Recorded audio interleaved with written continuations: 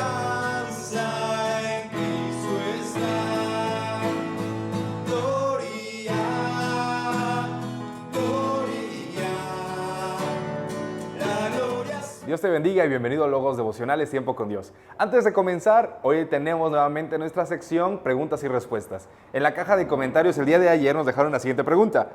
Si el Espíritu llevó a Jesús al desierto, pero no lo teletransportó, Mateo dice que el diablo llevó a Jesús a la santa ciudad y al pináculo del templo y a un monte muy alto. ¿Cómo podemos entender esto? Primero que todo, gracias mi querida hermana Ada por esta pregunta. Sin duda alguna, nos edifica a todos. El Señor le bendiga grandemente. Y bueno, para poder responder esta pregunta, que seguramente muchos de ustedes también se hicieron, lo primero que debemos de distinguir acá en Mateo 4 es el contexto. ¿A qué nos quiere llevar el autor? Mateo, ¿qué nos quiere mostrar de toda esta narración? ¿Cuál es el punto? ¿Cuál es el centro? Primero, nos empieza a hacer la comparación. La Biblia nos dice que el Espíritu llevó al Señor Jesucristo al desierto, no en un sentido de teletransportación, no porque no pueda, porque el Señor Dios todo lo puede, sino porque aquí nos está mostrando una guía, está hablando de una dirección soberana, lo llevó, lo condujo para que fuese el Señor Jesucristo al desierto. Pues bueno, nosotros vemos, queridos hermanos, que en el siguiente versículo, el diablo dice, lleva a Jesús. Pero lo menciona acá, si estudiamos las palabras, lo menciona acá nada más como en un sentido permitido y un sentido limitado. Cuando el texto dice que el diablo llevó a Jesús a la santa ciudad o al monte alto, no está implicando que Satanás tenga un poder autónomo por encima de Cristo. En otras palabras, no está diciendo que el enemigo lo haya teletransportado porque quiso, sin que el Señor Jesucristo pudiera hacerlo, sin que el Señor Jesucristo pudiera detenerlo. Entonces, ¿a qué nos está llevando? Hay dos posturas entre los teólogos reformados que nos mencionan esto, dos posibles respuestas, y es que primero, un movimiento real permitido, o sea, que el Señor Jesucristo permitió ser acompañado o conducido, o sea, literalmente llevado, conducido, vamos a caminar hasta llegar hasta ese lugar, conducido físicamente sin perder su autoridad en ningún momento. Puede ser que haya sido como que vamos a caminar hasta llegar a ese lugar. Eso es lo primero que debemos ver. La segunda postura en la cual los teólogos también debaten, pero lo encuentran como posible, es de que haya sido una visión o una experiencia sobrenatural, especialmente en un monte muy, muy alto, ¿verdad? Y es que es donde se muestran todos los reinos del mundo, y es que es algo difícilmente literal. ¿Sí me explico? Esto es narrativo, vamos a verlo de esta manera. Y es que, en pocas palabras, queridos hermanos, no podemos considerar que Satanás lo haya tomado sin el permiso del Señor Jesucristo o que Satanás tenga una autoridad por encima del Señor Jesucristo, lo cual nos lleva a entender que en ambos casos Satanás no actúa como soberano, al contrario, actúa como un instrumento limitado, tal como le ocurrió a Job, podemos verlo de esta forma, tal como el Señor Dios permitió que a Job le pudiese hacer algo, bueno, en este caso también permitió que le mostrara ciertas cosas. ¿Por qué? ¿Porque Satanás tiene poder? No, queridos hermanos, el diablo no hace nada fuera del permiso de Dios. Todo está bajo el control del Señor. Ahora, algo más que debemos enfatizar acá antes de cerrar esta pregunta es, ¿cuál es el propósito? ¿Por qué Mateo no nos da más detalles de esto? Porque el propósito al cual Mateo quiere que nosotros nos centremos es en la parte en la que el Señor Jesucristo sale victorioso por la misma palabra de Dios. No es en un sentido moral. Si alguien te dice que esto es meramente de que tú puedes salir adelante de las tentaciones y tú puedes vencer al pecado, podemos hacerlo, por supuesto, pero esto es más profundo que únicamente eso, queridos hermanos. Lo que nosotros vemos acá es la soberanía de Dios obrando sobre el Señor Jesucristo, mostrándonos cómo es que la palabra del Señor es la que nos hace salir adelante. No nuestras fuerzas, no lo que yo sé, no lo que yo creo, no, es el Señor Jesucristo, Dios, el Espíritu Santo y la palabra. Esperamos que esta respuesta haya sido suficiente para dar solución a esta gran incógnita. Mis hermanos, Dios les bendiga grandemente. Ahora sí, comenzamos con nuestro devocional. El día de hoy tenemos el tema, el llamado soberano. Veremos Mateo 4, 12 al 25, lo iremos leyendo con el pasar de los versículos. Y es que después de la tentación del desierto, lo que acabamos de ver, Mateo nos muestra que el Señor Jesucristo inicia formalmente su ministerio. ¿Y de qué forma lo inicia? Predicando. Recibe una noticia que el Evangelio de Juan nos describe con mayor detalle histórico. Si gustas, puedes empezar a leer Juan también a la par que leemos Mateo. Va a ser de mucha edificación para ti. Sin embargo, queridos hermanos, el Señor Jesucristo no empieza como tú y yo, seres humanos, quisiéramos ver algo llamativo. No empieza con milagros espectaculares, no empieza a cumplir los estándares humanos, en pocas palabras. Lo que hace es todavía más hermoso. Comienza predicando. Y lo que también comienza a hacer, queridos hermanos, es un llamado. Hoy veremos este llamado soberano. ¿Por qué los llamó? ¿Y qué tiene que ver esto contigo y conmigo en pleno siglo XXI? Bueno, vamos a ver lo que nos dice la Escritura.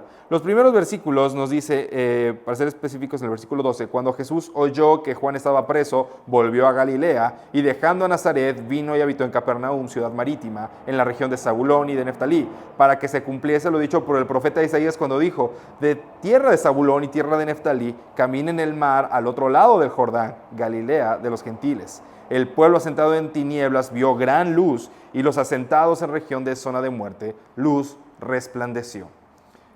Jesús se traslada a Galilea y establece su ministerio en Capernaum. Ahí comienza la obra del Señor Jesucristo. En una región despreciada, sí, más que todo por los judíos religiosos, porque no veían grandes cosas que pudiesen hacerse ahí. Sin embargo, aquí Mateo está citando Isaías 9, 1 al 2, para mostrar que lo que el Señor Jesucristo estaba haciendo, el asentarse específicamente en Capernaum, no era una coincidencia. Jesucristo estaba cumpliendo las profecías mesiánicas para que las personas comenzaran a ver y a entender que Él era, es y será siempre el Mesías prometido, el Hijo de Dios. Y lo hermoso que dice el versículo 6, el pueblo asentado en tinieblas vio gran luz. Hay un canto de Santiago Benavides, se llama Admirable Consejero, es una canción navideña, pero que hace referencia precisamente al pasaje de Isaías y de Mateo. El pueblo que andaba en tinieblas ha visto una gran luz. Y nosotros vemos, queridos hermanos, que Dios gobierna incluso en los detalles geográficos de la redención. ¿Por qué tenía que llegar a esta ciudad? ¿No era mejor que llegara directamente a Roma, a la capital, a donde había más poder? Sí, pero Dios no actúa conforme a los estándares humanos. Lo que Dios hace siempre es perfecto. Él ve más allá de nosotros y Él cumple todas sus promesas, todas sus profecías. Y es que, hermanos, cuando Él hace todo esto, nosotros vemos que Dios no actúa con lógica humana. Dios es perfecto y está por encima de toda nuestra lógica, está por encima de todo lo que tú y yo podemos pensar. Vemos aquí, queridos hermanos, el hermoso cumplimiento de la profecía. Sin duda alguna, Jesucristo es el Mesías que estábamos esperando. Y bueno, ¿qué es lo que empieza a hacer? Versículo 17. Desde entonces comenzó Jesús a predicar y a decir, aquí viene el mensaje, hermanos. El mensaje que Jesucristo comenzó a predicar es lo que tú y yo debemos predicar todos los días. Arrepentíos porque el reino de los cielos se ha acercado. Queridos hermanos, el arrepentimiento no nada más es una reforma moral, no nada más es un cambio en lo superficial, sino que está hablando de un cambio radical de mente, un cambio radical de dirección. Y esto es algo únicamente producto de la obra redentora del Señor Jesucristo, de la obra de Dios, la obra del Espíritu Santo. Lo que tú y yo hoy disfrutamos de esta manera, en aquel momento era el Señor Jesucristo predicándolos. No les estaba diciendo, cambien su forma de pensar, mira, eres buena persona, eres muy bueno, nada más tienes que cambiar 1 o 2 o 3 cositas y ya estás muy bien. No, lo que está diciendo el Señor Jesucristo es arrepiéntete y transforma tu forma de vivir, transforma tu manera de pensar, tu manera de ver las cosas, tu manera de tratar a la gente, tu manera de adorar a Dios, transfórmala por completo. Eso es lo que tú y yo debemos hacer. Debemos alejarnos de lo que sabemos que está mal y acercarnos cada vez más a la presencia de Dios. Nosotros, hermanos, debemos ver lo que el Señor Jesucristo estaba predicando. Estaba diciéndoles, porque el reino de los cielos. Y esto es algo sin duda amplio para poder explicar nada más en un versículo, porque el reino de los cielos se ha acercado. Amados hermanos, muchos escritores reformados coinciden en esto, y es que el reino no es meramente futuro, sino que ha llegado la persona del Rey. Donde Cristo reina, hay confrontación del pecado, hay confrontación a la maldad, pero también hay un llamado, y es al punto al que pasaremos. Nosotros vemos, queridos hermanos, que el Señor nos llama soberanamente, número 1, al arrepentimiento. Nos llama a que transformemos nuestras vidas, no moralmente. Hermanos, es un error decir que el Señor Jesucristo vino a morir por nosotros para que tú y yo seamos mejores personas. Es un error decirlo así. El cambiar moralmente es producto, es resultado y fruto de haber sido transformados espiritualmente por el Espíritu Santo. Por lo tanto, el cambio moral de nuestras vidas, la buena conducta, las buenas acciones, los valores, son únicamente un resultado, no es el fin en sí mismo, no es la meta, es únicamente un fruto de haber sido renovados en nuestro espíritu. ¿Y qué significa ser renovados en el espíritu? Bueno, Mateo nos lo va a plantear en todo el Evangelio, pero a grandes rasgos podemos comentarlo. Y es que ser transformado, ser regenerado, significa tengo que morir a mi viejo hombre, morir a lo que sé que está mal, morir al pecado, morir a esos deseos que me alejan de Dios y acercarme ahora ante Él. Esto es a lo que el Señor nos ha llamado y es el primer llamamiento soberano de Dios. ¿Por qué soberano? Porque Dios no nos pregunta, ¿quieres venir? ¿Te gustaría? Él nos da una indicación y estoy adelantándome, pero lo veremos en un momento. Hermanos, el Evangelio no comienza con el autoestima, el Evangelio no comienza con supera tus aflicciones, supera tu ansiedad, supera tu pasado. No, está empezando con un arrepentimiento genuino. No hay fe verdadera sin un corazón transformado. Si mi corazón no ha sido destruido por completo por el alfarero, ¿cómo lo puede Él volver a moldear desde cero? Hermanos, el llamado de Cristo sigue siendo el mismo hoy para ti y para mí. Por lo tanto, escuchemos y atendamos a su voz. De los versículos 18 en adelante dice la Escritura: andando Jesús junto al mar de Galilea, vio a dos hermanos, Simón llamado Pedro y a su hermano Andrés, que echaban la red en el mar porque eran pescadores, y les dijo: venid en pos de mí y os haré pescadores de hombres. Ellos, dejando al instante las redes, le siguieron. Pasando de allí vio a otros dos hermanos, Jacobo hijo de Zebedeo y Juan su hermano, en la barca de Zebedeo su padre, que remendaban sus redes, y los llamó. Y ellos, dejando al instante la barca y a su padre, le siguieron. El Señor Jesús está llamando a los pescadores comunes aparentemente. Nosotros podemos decir, bueno, ¿por qué no agarró eruditos? ¿Por qué no agarró fariseos? Ellos ya tenían conocimiento de las leyes. Hubieran entendido mejor la obra y el llamamiento. Hermanos, Jesucristo predicó a fariseos, a sacerdotes, y miren lo que le hicieron. El Señor dijo que Él mostraría los tesoros, las verdades y los secretos más grandes a los niños, a los que el mundo llegó a despreciar. Y aquí está, el mundo despreciaba a los pescadores, sí, no les tenían estima. Y el Señor los escogió. El Señor no ve dónde estamos, el Señor no ve lo que estamos haciendo para llamarnos. Él nos llama. Él no les preguntó, hey, ¿les gustaría venir? ¿Les gustaría acompañarme? Hay muchas cosas. Vamos a cambiar el mundo, como hoy en día dicen. ¿Qué es lo que hizo el Señor Jesucristo? Les dio una indicación. Sígueme. Vengan en pos de mí. Sigan mis pasos. Es lo único que les está diciendo. Venid en pos de mí. Y es que, hermano, estos varones no fueron persuadidos emocionalmente, si te das cuenta. No les habló bonito, no les hizo todo un espectáculo para que ellos quisieran seguirle. No captó su atención primero con amistad y luego con el mensaje de la nada. No, les dio algo contundente. Únicamente los llamó de manera soberana. Hermanos, la respuesta inmediata demuestra el llamado eficaz del Señor en sus vidas. Si tú y yo le seguimos al Señor, es porque su llamado es eficaz en nuestras vidas. Cristo llama a los suyos, y cuando los suyos le oyen, los suyos responden. Nosotros debemos seguir a Cristo, y seguir a Cristo implica dejar lo que antes definía mi vida. ¿Qué definía tu vida? Yo he pensado, al estar armando este devocional, pensé, ¿qué definía mi vida? Que tuve que dejar atrás para poder venir adelante y decir, Señor, aquí estoy por completo. Y no me duele, Señor, aquí está mi vida por completo para servirte a ti. Hermano, ¿qué estamos dispuestos a dejar? Debemos dejar todo lo que nos define. Lo que define a César ya no lo define. Ahora lo que define a César es la palabra del Señor. Lo que define a la iglesia no debe ser el trabajo, el título, las cosas que alcanzamos, los respetos de las personas. No debo esperar pleitesía. No, lo que me define como ser humano ni siquiera son mis acciones, es lo que Cristo hace en mí. Por lo tanto, queridos hermanos, debemos ver que así como los pescadores lo siguieron en ese momento, dejándolo todo, nosotros debemos tener ese mismo corazón, dejarlo todo y seguir a Cristo. Debemos obedecerle de manera genuina. Y es que una obediencia genuina fluye de un corazón llamado que escucha la gracia del Señor. Este es el llamamiento soberano de Dios a nuestras vidas. Si ya lo escuchaste, síguele.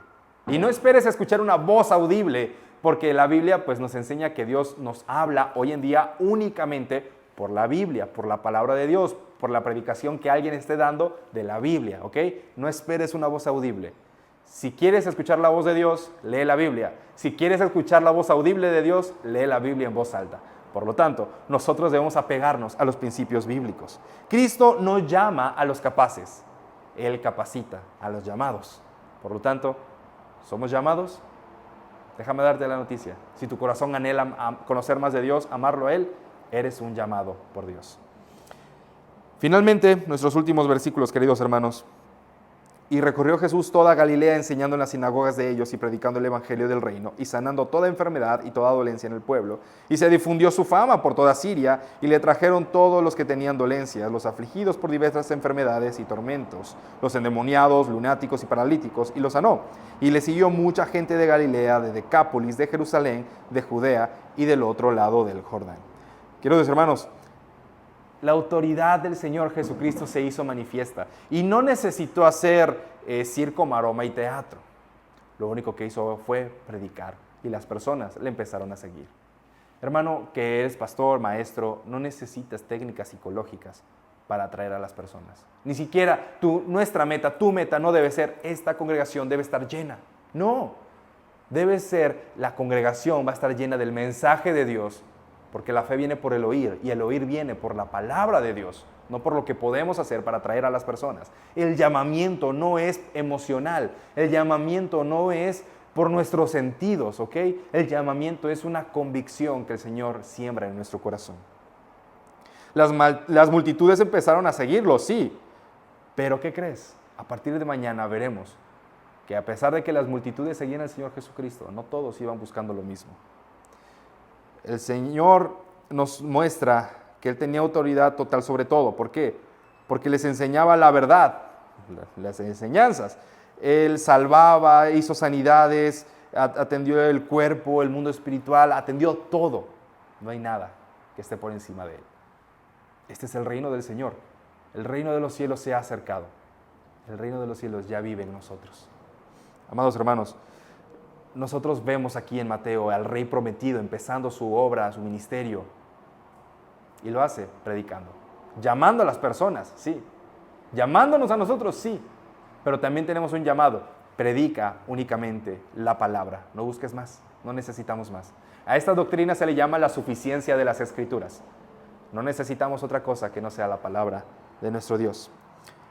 Tal como afirmó John MacArthur, Jesús no vino simplemente a mejorar la vida de las personas, sino a reinar sobre ellas como Señor soberano. Queridos hermanos, que esta enseñanza habite en nuestros corazones y si Dios nos presta vida, mañana y todos los días nos estaremos viendo con más de la palabra de Dios. Que Dios te bendiga y Dios bendiga su palabra en nuestros corazones. Nos vemos pronto. Nuestra esperanza.